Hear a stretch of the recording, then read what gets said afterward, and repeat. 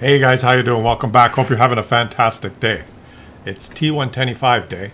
Throw down your tears from the XUVE clan is going to show us how to play the T125. Okay.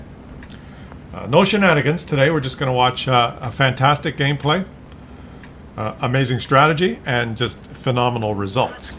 Here we go. And ask yourself right now at this moment that you're watching, when have I ever let you down? Here he goes. We are on, what's this map called? I forgot. What is the map called? Mountain Pass. You know why I did that? Because it's written right there. It's like when I was in Mexico. And I needed to catch the dive boat. I was in Cabo Pulmo, where Jacques Cousteau went diving. And I had to be at the dock. Well, dock was a beach. It wasn't really a dock. They just pushed the boats in with a tractor. They called it a dock, but there was no dock. Had to be there at 3 o'clock to go for the afternoon dive. And, was in the town at my favorite restaurant, Tacos and Beer, which is was on the beach down a bit. Just picnic tables, taco stand, cerveza and tacos. A lot of locals there. One guy sleeping. And the obligatory bounce on the I-7. We're starting really well. See now, switch to number 2. There you go. You shot the regular 340 pen. 258 pen. Oh, he didn't switch to number 2. He's got the regular ammo mapped to number 2. So he shot 250. Wasn't. You know, he probably low rolled the pen. Whatever. Anyways, the guy's lying there like this, and I said, "Hey, buddy, can you tell me what time it is?" He's lying there like this. And I kid you not, this is a true story. He's just got his sombrero. It wasn't like a typical Mexican sombrero. It was more like a cowboy hat. Like this. He's sleeping. "Buddy, can you tell me what time it is?" And he lifts his hat up, looks over like this, and he reaches over. And he fondles this donkey's balls. There was a donkey there. He fondles the donkey's balls. And he says it's 1:15. Puts his hat. I mean, you do encounter some weird stuff when you go down there in Mexico. And I said, I'm going to do that. But 10 minutes later, I'm antsy, I don't want to miss my dive. I asked him again. I didn't know it was 10 minutes later. I'm losing track of time. And I said, "Hey, buddy, I know I asked you just a little while ago, what time it is. I don't have a watch. Can you tell me what time it is again?"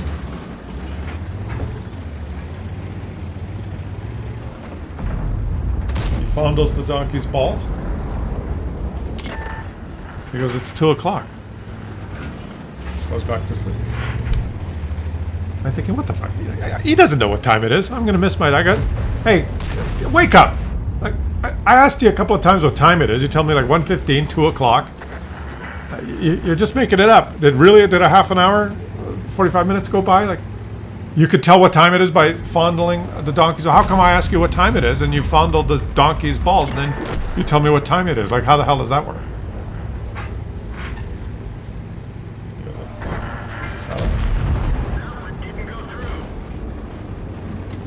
You see that clock over there?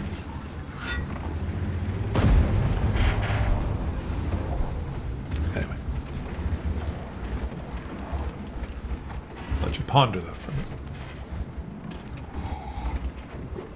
minute. You get it? Hey, he was lifting. You see that clock over there?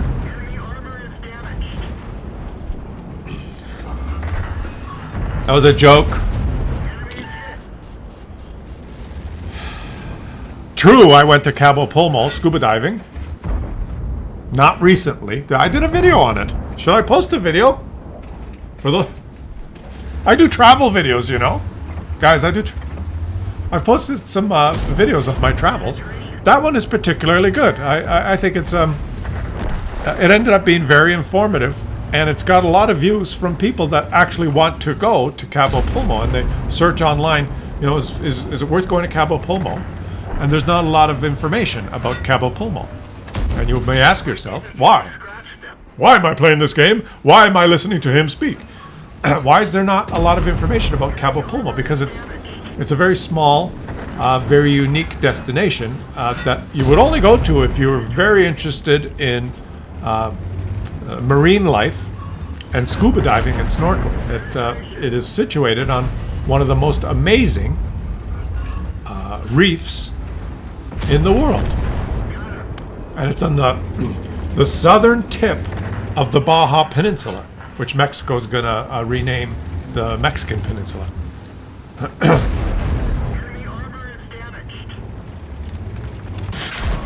It's not in the Gulf of America. No, seriously. Cabo Pulmo is a very unique destination where there's amazing wildlife underwater and fantastic diving. And there's an American that has... You've really screwed this up. Well, there's an American that opened a dive shop there. And there's about 200 people that live there. That's it. 200 people.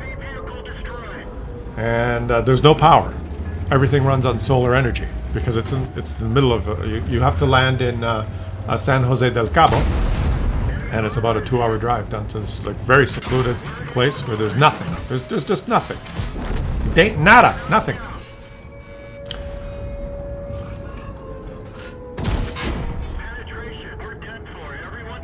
What the hell's going on in the game?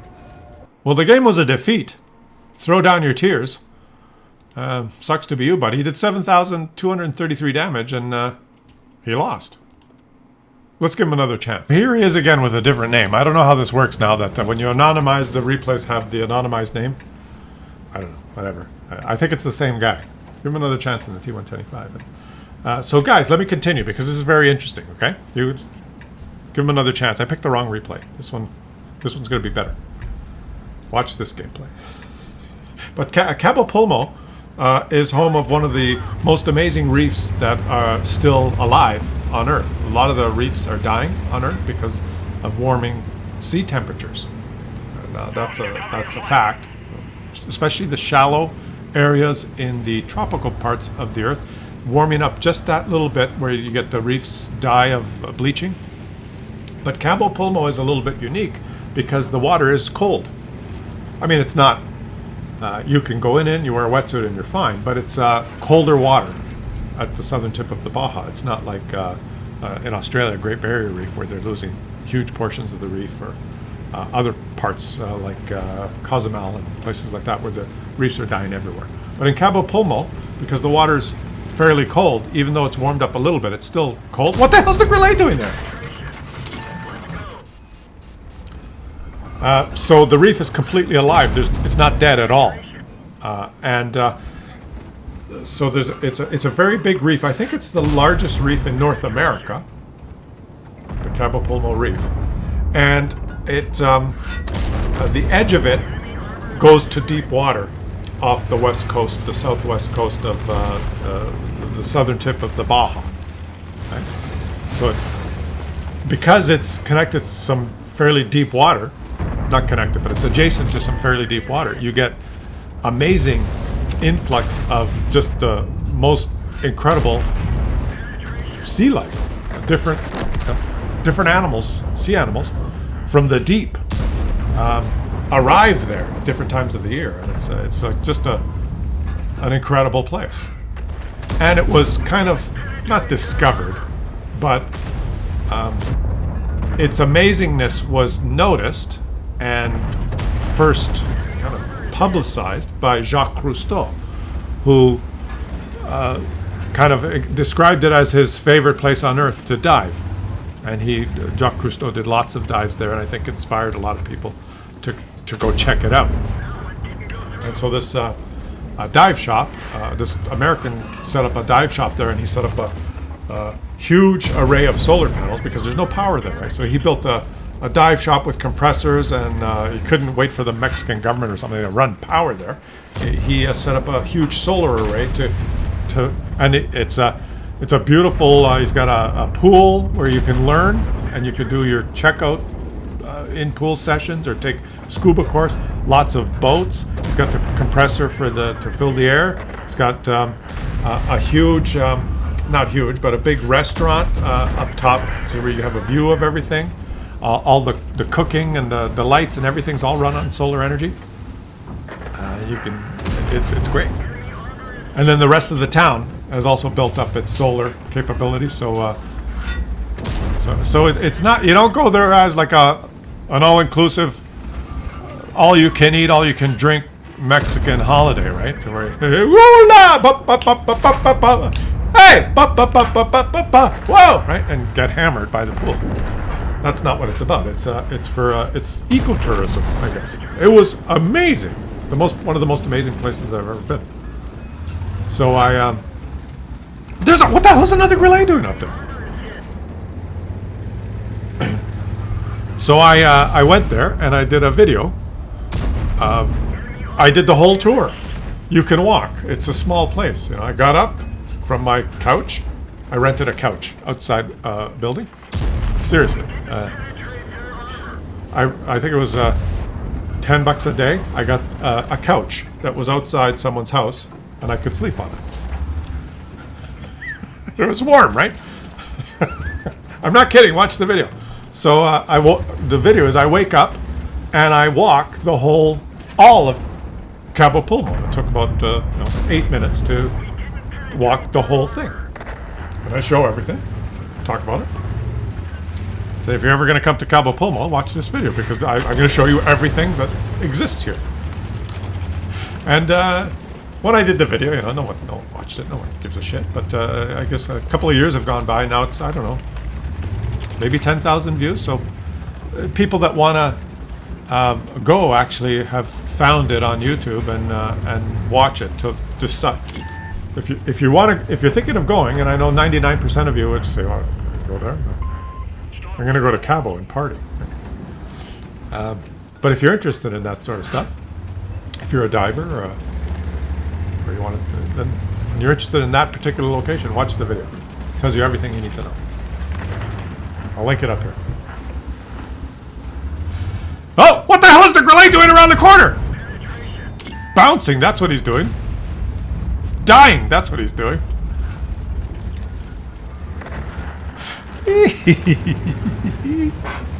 Stupid Grenade. The Grenades make the commentary, though.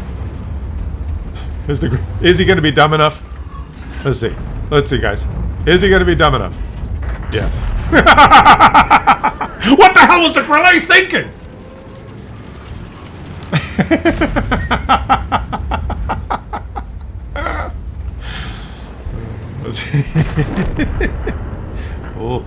Oh. So if you're interested, check it out. Don't drive it. Don't throw your tank away, E100. The E100 was providing the meat. No, the shield. Or the meat. The meat. We shield the meat. This guy's got very good situational awareness, guys. Very good situational awareness. What wargaming is now saying you don't have an engine anymore because you have too much situational awareness. Boom! And now he's getting banged to gang. Hey, wait a minute! He lost again! So another defeat. But this time he did 9,513 damage, and you can see he's got a different... Revilla is his name.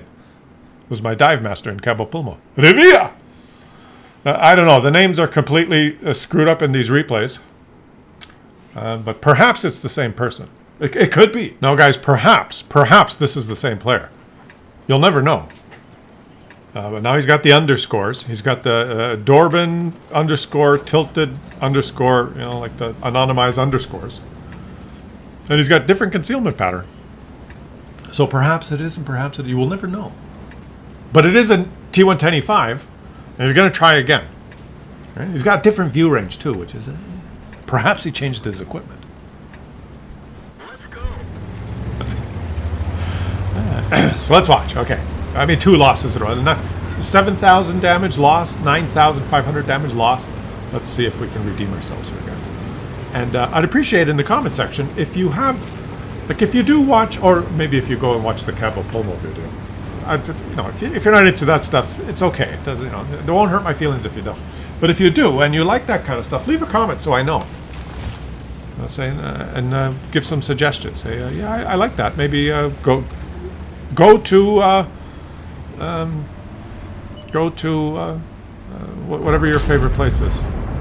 Go to Boca Raton and make a video of that. Give me a suggestion, a travel destination. See, because if you leave it in the comment, Klaus, go to France and make a video about how rude they are. Then I can write it off, right? I can go to France and I clip a picture of your comment and I put it in my tax files and I do a video of France and I do a video about how rude the French people are. And I completely write it off. If it costs me whatever, I take that off my income. And if I get audited, I'll say, well, it's audience participation, and I told my viewers that I would do what they suggested, and this is what they suggested, and that there's a cost to having this kind of interaction. And because it's a business expense, I'm doing it for the business of creating YouTube content, then it should be tax deductible. It's a business expense. The viewers demanded a video of why French people are rude, and in order to do that, I had to travel to France and stay 18 days in this really nice hotel by the Louvre. That's where all the rude people are, I'm told. So that's where I went. Right? Guys, help me out, you know, and don't pick freaking bad locations. Like, pick something nice. You know? Like, there's some places on Earth that I just do not want to go. And I'm not going to tell you what they are, or that's what you're going to suggest.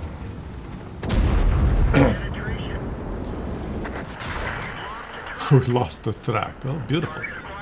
The target is acquired. That's good. Do you see that he acquired the target? That's brilliant, because he doesn't have to fiddle with aiming when he pulls back, especially when you're shooting this ammo. Boom. This is the same player, isn't it? He's playing the same. He behaves the same. He looks the same. He acts the same. He smells the same. You can shoot one more time. Baby, shoot me one more time. Boom. And he's... Yeah, oh, don't let him... Ah. B-100's aiming, and you made him bounce. That's beautiful. That's called baiting the shot, guys. That was solid. And now he knows he has the reload advantage. He can take two shots to his one. Now we are witnessing some fantastic gameplay. Fantastic gameplay, fantastic commentary.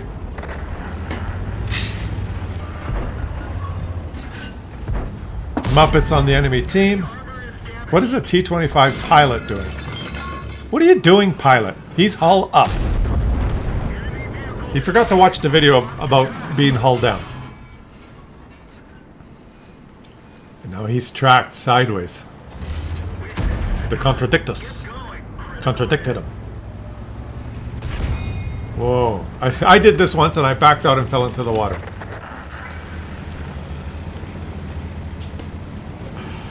So should I tell you a little bit more about...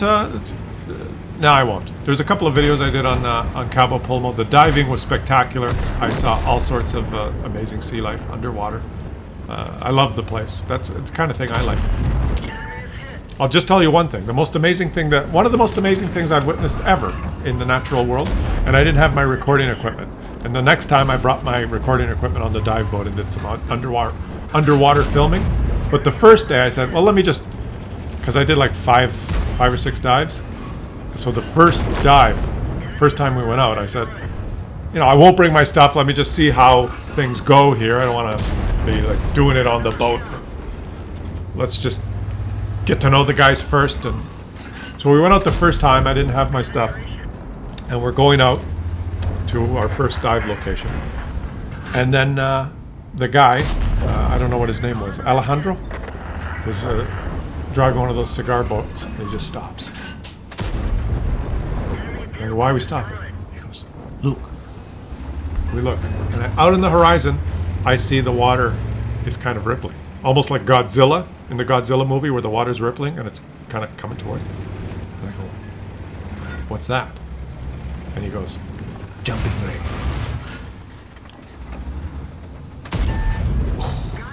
So there you go, a victory.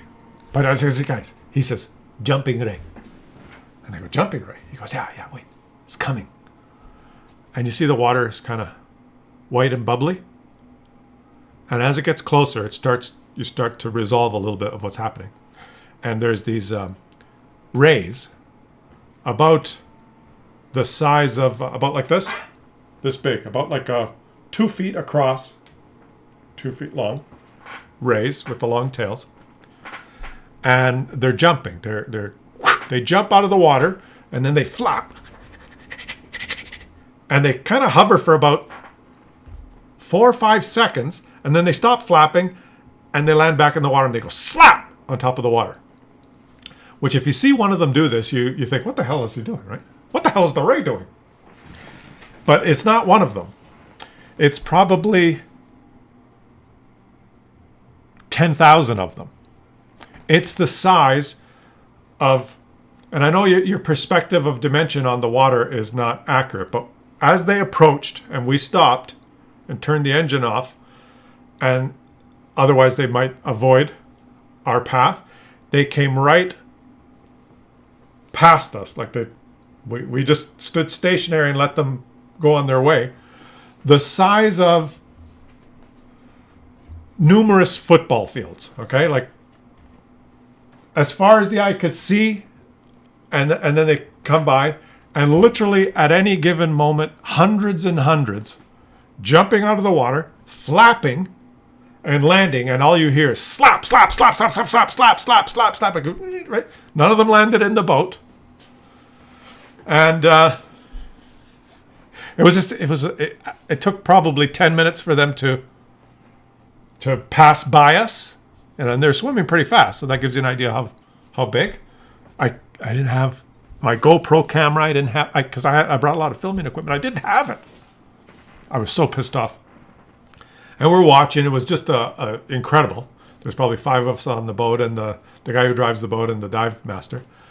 And it was just one of the most amazing experiences I've ever had. And I remember asking, when they passed and we were just talking, and we were, wow, that was really lucky that we saw that. And I said, I've never even known that this was a thing. Like, you called them jumping rays. Why do they jump? And this Mexican guy is there, goes, nobody knows. And nobody knows. Nobody knows why they jump. We have theories. Smart experts have a thing. Well, they like to jump to get air under their bellies to... the air helps them expel parasites. And nobody knows why they fucking jump, right? Like, they want to get the air on their belly, and then when they land on the water, they want to see farther in the air, even though they live in the water. Nobody knows why they jump, and they all do.